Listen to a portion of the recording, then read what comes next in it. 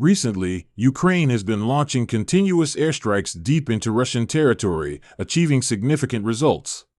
In addition to destroying an Il-76 transport plane and a Tu-22 supersonic bomber, they've taken an innovative approach by using flat paper drones imported from Australia to conduct large-scale airstrikes on Russian airfields in the Kursk region. These attacks have resulted in damage to multiple Su-30 and MiG-29 aircraft. Russian air defense systems in this area not only failed but were also destroyed.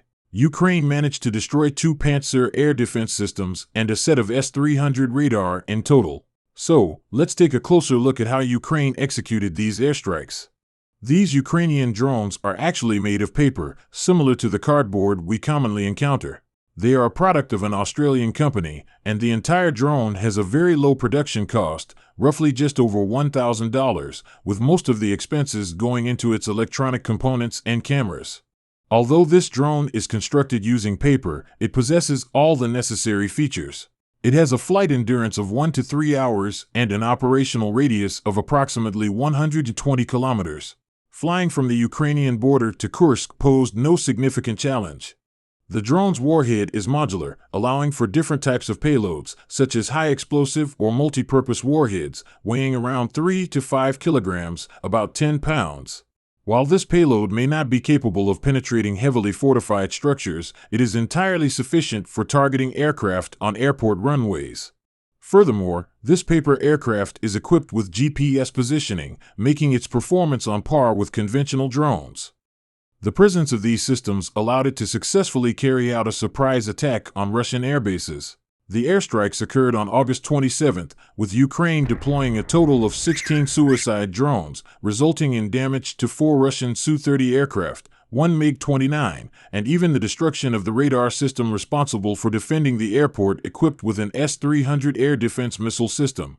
For Ukraine, this was a remarkably cost-effective tactic. Each drone costs just around $1,000, while a Russian Su-30 fighter jet is valued at over $30 million. Given that this drone has a relatively short range and flies at a slower speed, a crucial question arises: how did it manage to penetrate Russia's air defense systems? The military base in question is located in Kursk, near the front lines, less than 100 kilometers from the Ukrainian border.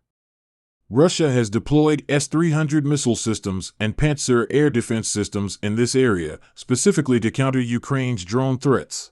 So, how did this slow, short-ranged, paper-made aircraft break through Russia's defenses?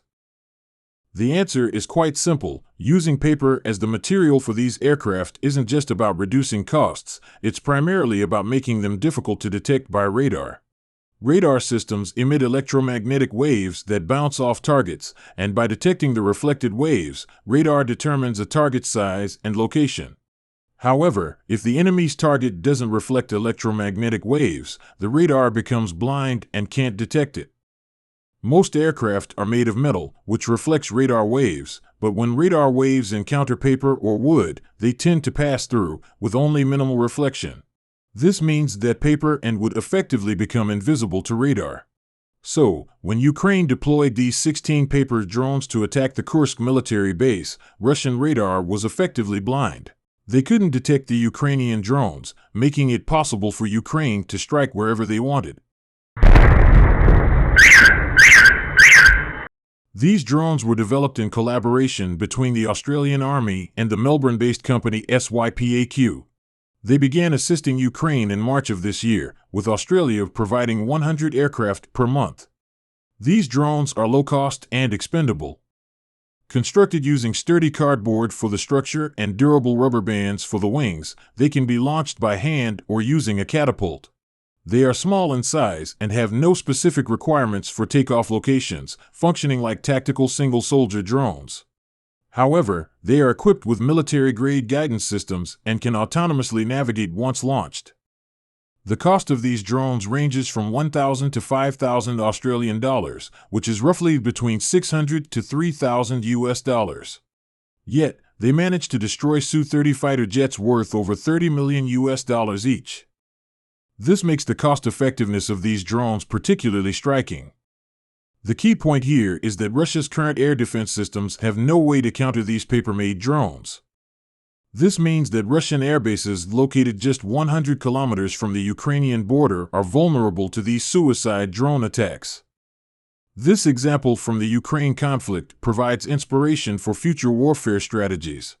Low-cost drones made from materials like cardboard or wood not only reduce expenses but also offer radar invisibility.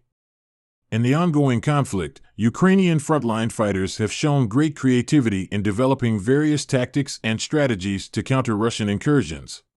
From unmanned speedboats to the paper drones we've seen today, who knows what surprises Ukraine will bring us in the future?